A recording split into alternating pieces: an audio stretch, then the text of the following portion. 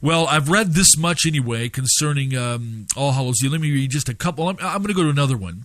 This comes from the UK Telegraph. Halloween, a history of All Hallows Eve from Samhain to trick or treat.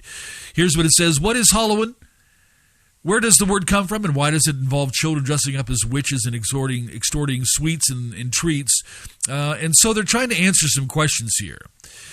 And Tom Shivers writes this, and it's an older article, but it's just, I'm going to give you a public article written, and I'm glad that it's coming out of the UK, because all of our friends there that listen, we love you, we bless you in the name of the Lord. We know there are some good believers and some powerful things, but we also know that paganism and that dark side and the scandals of the sex, pedophile, satanic rings, I mean, it's there, as is in Europe, as is here in the United States, and so forth. The origins of the festival here, this article says, Tom says this, quote, Halloween seems to have grown around the ancient Gaelic festival of Samhain, making the end of the light half of the year and the beginning of the dark half. Samhain was a part of sort of a harvest festival when the last crops were gathered for winter and livestock killed and stored. But the pagan Celts also believed it was a time when the walls between our world and the next became thin, allowing spirits to pass through. So this goes way back. But it goes back to the practitioners, to the worshipers of the demon. This is my comment. It goes back to that. Now again, quoting, the practice of wearing spooky costumes may have its roots in that belief. Dressing up as ghosts to scare off other ghosts seems to have been the idea. An individual connects modern day Halloween and goes back to the to the Druids and so forth, but takes it back further in quoting witchcraft theory and practice, quoting some old books, by the way. A witch is God. He is the Lord of the underworld. His name is Baphomet, Lucifer, Baal. So this person and others take it all the way back to the worship of Baal. Some take it to the sun worship of the Romans. The Lord God's judgment upon this is not to be taken lightly. So here they just go over some of the things, and you can read this anywhere. There's a great book out there called Halloween Satanism that we've used. We have a free course called Confronting the Powers, and there's a few books we like that we think gives education in the context of growing as a believer. But this person says, quote, Jack-o'-lantern, if witches are the queen of Halloween, the smiling jack-o'-lantern is the king. The demonic jack-o'-lantern leaves most historians baffled, tracing its spooky origin. One popular tale tells of Jack who tricked the devil in a deal for his soul, but the origin of the jack-o'-lantern is much more sinister. It derives from the Druid ghastly reverence of the severed human head. They proudly decorated their houses and temples with bloody severed heads. The Druids believed the head housed the soul, hence the light or candle in the skull. The original jack-o'-lantern was not a pumpkin or turnip, but a severed human head. End of quote. Trophy, charm, or ornament. The human head figured prominently in Celtic life. Warriors hung enemy heads on their horses, or houses rather, as a show of their prowess. The Druids, believing the head harbored the soul, placed skulls in the sanctuaries to ward off evil. That's coming out of the National Geographic. They quoted here, May 1977, page 603. The trick-or-treat is another inspired custom. Every Halloween many children throughout the world dress up in the costumes, go door to door, unaware that their innocent masquerade is actually the remnants of Druidic religious practice from the ancient times. Whatever the wrinkles, the root assumption is the same. Trick or treat had its beginning in the Celtic dawn. Masks and costumes, well, as we've said, and it says here, and you'll read it in many places, masks and costumes carry a long history in the occult demon possession. Masks are contacts to the spirit world to invite the spirit to possess them. In some cases, to try to ward off the spirits. Here's another quote from the World Book. In rituals, a person wearing a mask or a god or spirit often feels oppressed by the supernatural being.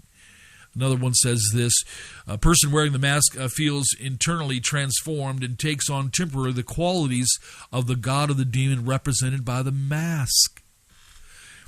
So eyes wide shut, the Rothschilds. And so in rituals, when we were at Nephilim Mounds, the Circle Mounds in Newark, Ohio, if you go to the little building there, the Circle Mounds where the ancient Nephilim roamed, by the way, the only artifact found they believe might be 25 to 3,000 years old, 2,500 to 3,000 years old.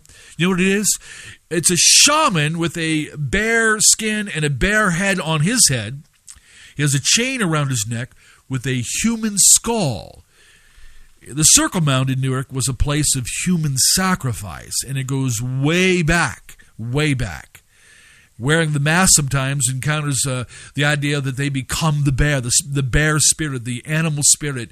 And we've dealt with individuals that have had what they call animal spirits, demons that can mimic and act and make the person mimic and act like an animal. The bat, quote, one of the animal shapes commonly used by these demons or familiars as what they call was a bat. Bats and their blood were also used in casting spells, especially those of black magic, the brewing of potions. Now that's in the pagan book of Halloween. The owl also, again, please understand that owls, cats, bats, and so forth, God's creatures, are good things, but Romans chapter 1, verse 18 on down. When there's a departure from God, when there's an exchange of the glory of God and the truth of God for the lies and for the finite things, people begin to worship the created things. They begin to worship the animals. They begin to worship creation. They exchange the glory of the immortal, infinite God for the finite things. And I believe that has a lot to do with the leading of the dark side. So frogs can become a bull can become a frog can become a representation of a demon deity that people are engaged with, and they can wear the demon deity around their neck, have it in their homes, have it in their villages. The owl clearly goes all the way back to Sumer. Semiramis used at Bohemian Grove. The owl, though, is God's creature, a beautiful creature, but again, sucked in and kind of demonized and used by the underworld in representation of the demon deities. Black cats also were believed to be able to embody demons who performed for the witches, and that they could be the familiars, that cats can go out and they can actually see through the eyes of the cat that is demonized, that has a demon connection to the soul, the life, the spirit of the witch. Apples, practicing bobbing for apples comes from the pagan ancestors. Highly valued. Apple magic, guess who wrote this? Ravenwolf, Silver Ravenwolf, in a book, Teen Witch. The skull, interesting symbol. Jeffrey Dahmer, the serial murderer, cannibalist murderer. Most don't realize that he was multiple, SRA. And that he had, and I saw the crime scene pictures from law enforcement, inside of his apartment he had a group of skulls in the shape of a triangle, which is a power cone in summoning and containing a demon. So a very powerful thing to have those skulls, and a very powerful thing for individuals to have those kind of skulls and so forth. So in looking at all of this, again, look tonight, look tomorrow, look the next day, the overwhelming, in the marketplace, in the popular marketplace, it's going to be a party. Rock bands and drinking, and, the drugs will flow, the kids will play, and all of it goes on. That's what will happen again if we go tomorrow night up to Kent to do witnessing and share and engage individuals in personal witness. A lot of partying, a lot of people, girls get pregnant during that night because drinking and partying, and you should, the costumes, of course, have changed. No, there's not a whole lot of little Caspers and Zorros around when it comes to teenagers in college putting on their costumes.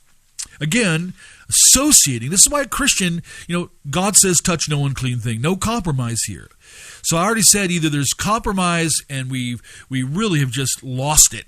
and become paganized, and that's really a symbol, like the 7 churches in Revelation, when Jezebel was at one, and it's real. I mean, the dark side, if they can, they will seek to get in and compromise a local fellowship, let alone a believer, let alone a string or what's called a denomination of churches. You can't mix. Now, in this discussion, let me tell you one other thing. Well, before I go there, I'm going to tell you here what Blanche Barton, I read her book years ago, The Church of Satan. She knew and had relationship with Anton LaVey.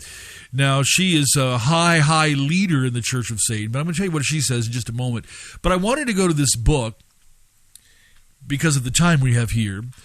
That goes back to 1919. It's a book written by Ruth Etna Kelly. It's a classic. I have it here. Actually, I got it on my Kindle. But it looks like a voodoo practitioner writes the introduction. Here's what the voodoo practitioner says in the beginning. Quote, Halloween is by far my favorite holiday, and autumn my favorite season. Magic just hangs in the air, and spirits walk side by side with the living. It is a time of year when the veil between the physical and spiritual world is at its thinnest, and from a spiritual standpoint, everything is possible. End of quote. That's, again, coming from a voodoo practitioner. He goes on to say this, quote, as a spiritualist, medium, and priest of New Orleans voodoo, I can assure you that loved ones on the other side see and hear us 365 days a year. Let me say something quickly. That's a lie. When spirits, demons open up a person, when people embrace the demons, they only see what the demons want them to see. And so again, deception breeds, deception. You will teach deception. And blind leading the blind. Now, he goes on to say this, quote, but there is truly something special about the period of October 31st through November the 2nd, when they are present in much more immediate material form. In voodoo, there is a holiday called Fete Gede, that's Fete, then Ghede, that is dedicated to this very phenomenon. And it is a time to honor and remember loved ones who've crossed over. Now listen, I was at a graveside today, and we acknowledge that this man in his 80s died, and his spirit left. Ecclesiastes 12:7, you go back before God. We read in Hebrews 9 that it's appointed a man once to die, after that the judgment. You're one side or the other after that. You don't hang around. Now the voodoo practitioner says, quote, in the Catholic faith we have the observance of All Saints and All Souls Day for the same purpose. Now notice this, end of quote. Here's a medium spiritualist, voodoo practitioner, who says, in the Catholic faith, we have the observance. So here's a guy that's within voodoo practitioner, medium, and spiritist, who's within Catholicism. And there's a lot of that going on. There's a lot of that, again, that syncretism in the Catholic system, no question about it, and those who want to be a part of that. So this person is giving a kind of word in the beginning of this book on Halloween, written by Ruth Etna Kelly. And it is a very good, I think, historical side. Going on to say this, all the more important church festivals are survivals. Listen to what he says. Let me go back here just one little bit, because this goes back now to what Ruth Etna herself saying. And I think that it's again a vital thing to make sure that leaders should make sure churches and families and dads and moms make sure we as believers in no way connect and honor the ancient pagan days, even if they've been dumbed down, even if the human sacrifice part of it has been taken out. Doesn't mean the spirits